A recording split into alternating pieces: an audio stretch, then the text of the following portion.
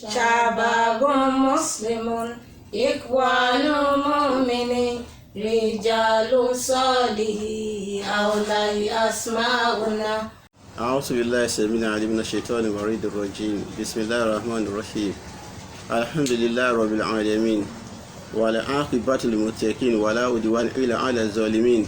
أشهد أن لا إله إلا الله وحده لا شريك له وأشهد أن محمدا عبده ورسوله.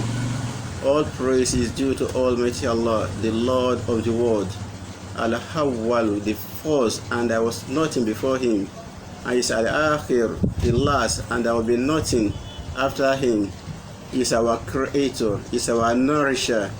He is one that has sustained us till the beginning of this month of Ramadan. Viewers at home, I greet you. Assalamu alaikum wa rahmatullahi wa barakatuh. And Ramadan Kareem. Inshallah, in this month of Ramadan, at Bliss Communication, we'll be looking at Ayatul Usratul Islam, the family life in Islam. We want to focus on discussion about family because in Nigeria today, there are insecurity and there are a lot of social ill in our society, and people continue to heap the blame on government. Government has not done this, government has not done that. But if you have knowledge of what we call structural functionalism in sociology, you will know that everything did not start with the government. The foundation of everything is family. How is our family? Is there security in the family? Is our family a functional or dysfunctional one? All these are factors that contribute to the larger society. So at Bliss Communication, we want to devote a lot of time to discuss about family in this month of Ramadan. And today, we'll be starting with discussion on Nikkah, the knot of affection, the foundation of family.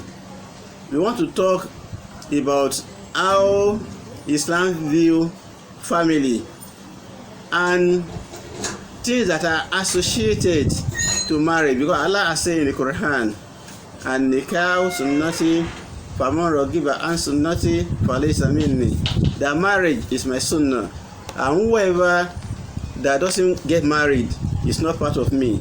The Prophet was also reported to have said that a Nikkah is half of faith, that if you are married, that means you have fulfilled half of your faith. But today, when we look at our society, the way people get married, can we say Nikkah or marriage is half of faith? How do we get married today?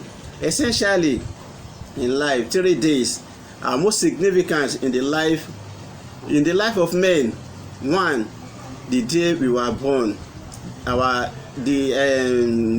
day of death and the day of marriage. But unlike the first two, the day of birth and the day of death, that man are not in control of. But the day of marriage, man is consciously involved in everything around the marriage. But what is the perspective of Islam on marriage, and what are we seeing in our society today? We see that marriage has turned into sales industry, where people market themselves. There are a lot of distrust, there are a lot of abnormalities. People package themselves. Things that are essential are left undone. People now get married, and within a few days, within a few months, there is problem. And we are now saying that it is a marriage. It is from the marriage that the family evolve.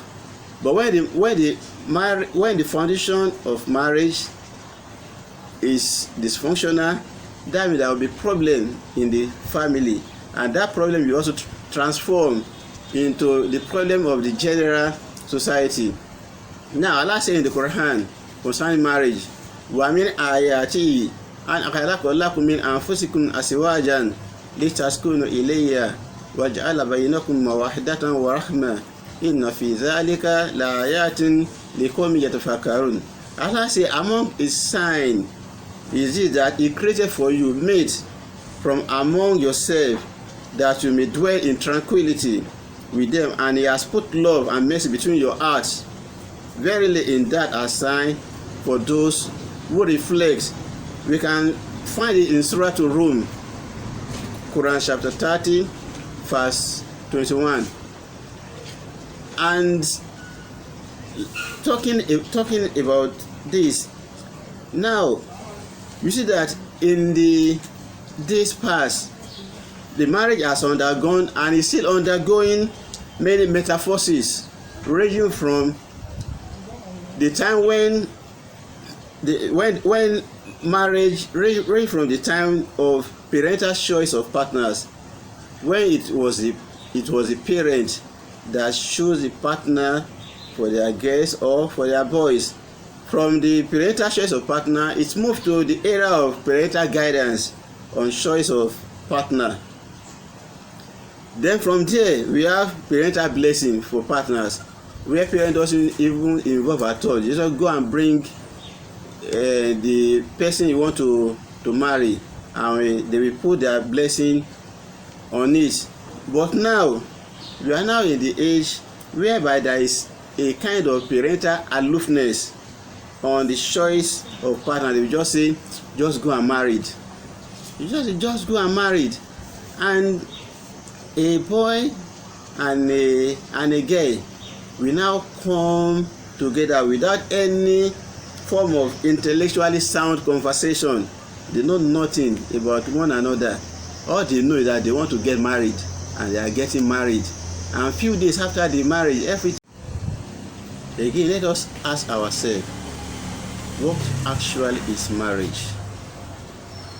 What is marriage? From Islamic perspective, marriage is a religious duty. It is a moral safeguard and a social commitment. It's a moral duty. It's a religious duty because the Prophet has enjoined it. And Nikkah sunnati, famaro giba an sunnati, falaysa minni. And the previous verse that I recited, where Allah say, "Wa min ayati an akhalaqa lakum min anfusikum azwajan." So it makes it a religious duty and also a moral safeguard. But in our society, is there any moral safeguard again whereby sex is free? You see people having sex on the street, inside the mall, beside a CRA.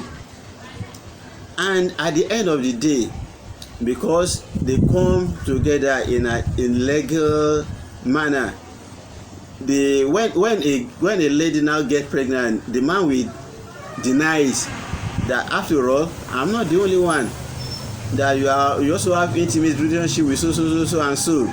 So take it away. So even before the pregnancy become a child, the father has labeled it Unyolori Buruku. And at the end of the day, a lady will now be a single parent. And if that's not the case, the marriage, they will eventually get married. And since the foundation is weak, the home, the entire relationship will also be weak. We find out that at the end of the day, they will give back to children that they won't be able to take care of, and these children will end up becoming a nuisance because they are product of vagabond, product of touts, product of people that doesn't have intention of giving birth to them. They come by mistake. And one of the injustice that we can do to our children is to give birth to them by mistake. It must be something that we intention to do. Our children must be products of marriage, and we must be committed to them, because Islam regards marriage first and foremost as a righteous act, an act of responsible devotion. It's not something that comes out of marriage. So since you have given each other since you have made a girl pregnant, that means you have to marry her. That is not it.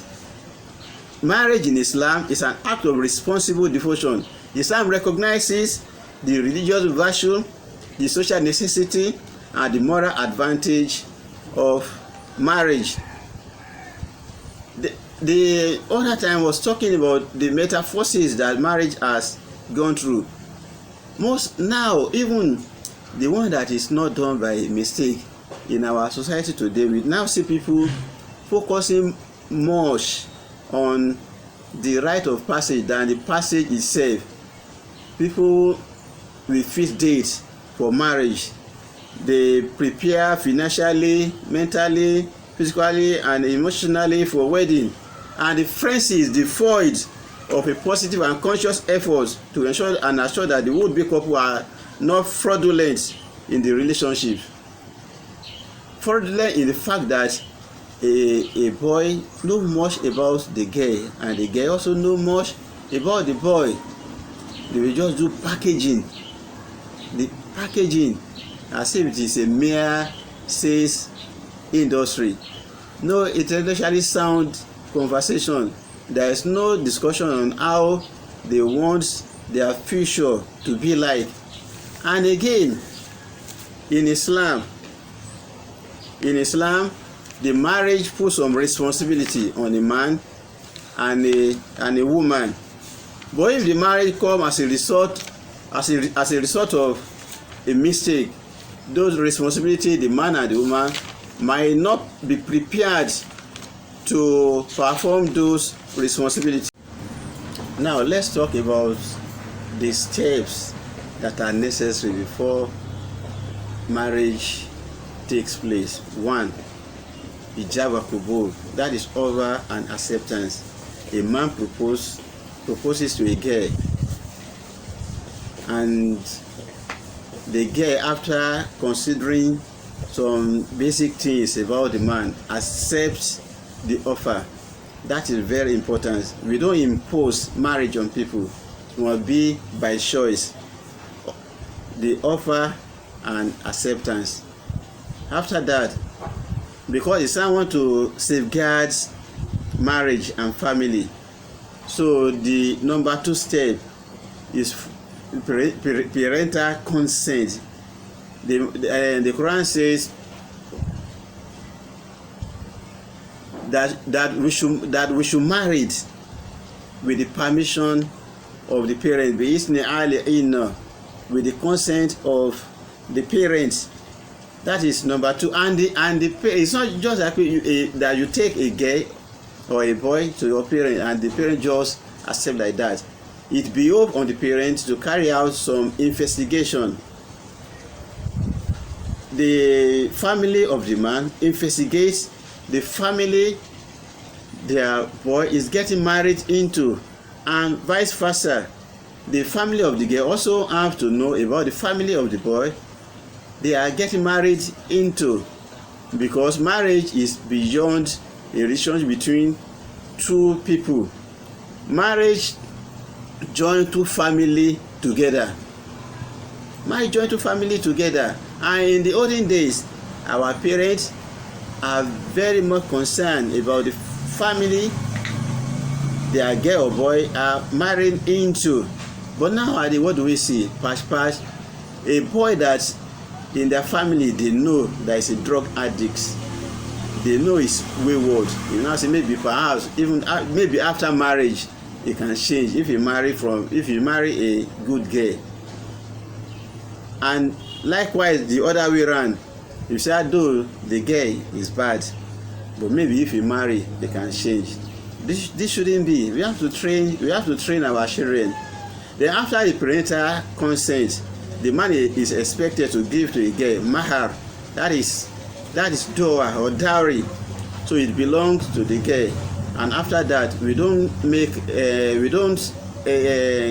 contract a secret marriage. It needs to be made public. People have to know that so and so, a particular boy and girl, they have gotten married, so that another suitor will not continue pestering the girl.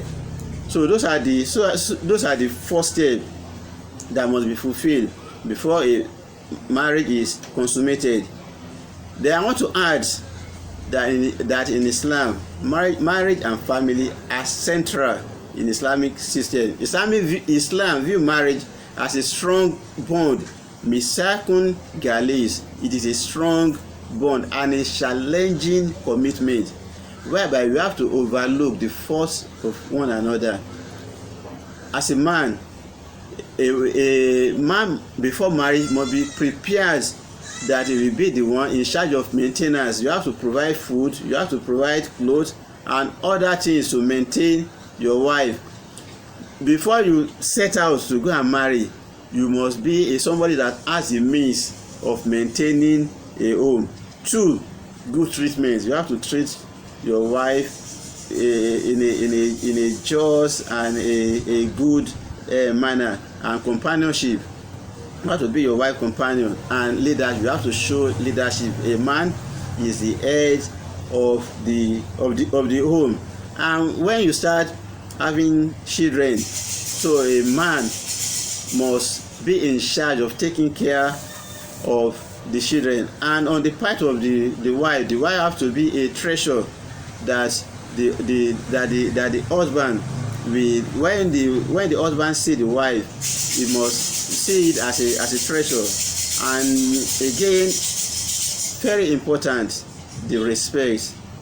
Man wants to be respected. No man will condone a wife that is disrespectful. And the homework, the wife should be of good behavior. And in addition, in Islam, marriage is a commitment to life itself. Islam did not recognize what is called as celibacy. Islam wants a man and a woman to get married, because it is through the marriage that society and we have what we call a meaningful survival of human race. It's only possible through marriage.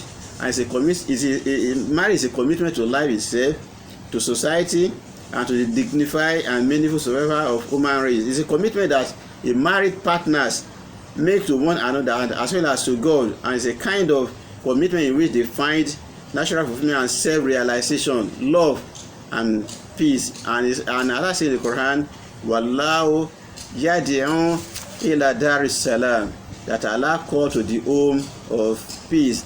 In our subsequent lecture, we'll be going to other aspects of family life, but we are starting with marriage because the family starts from marriage. And when people mismarried, because there is what we call mismarried, when people mismarried, it will affect the home. When the home is affected, the family is affected. And if there are many families that are dysfunctional, that means our society will be dysfunctional. And before we start blaming government for this, for that, let us look at our family. The area boys, the 1 million boys, they all come from a family. It is not the government that produce the 1 million boys, it is the family. When the foundation of family is solid, that means the society will be solid. This is the message of Islam. And it is not, I've not said everything. There are a lot of classical books that have discussed marriage, but I only look at it from the perspective of what we are experiencing in our society today, where people just have free sex, where free sex is common, and pregnancy come by mistake, and children come by mistake, and the children that are a product of mistake are the ones that are making mistake in the society. They are the ones that are not law abiding. But what Islam wants us to be careful about how we lay the foundation of our society, and it starts from marriage. So in our subsequent lecture, we'll be talking about other aspects of family life in Islam. Assalamu alaikum wa rahmatullahi wa barakatuh.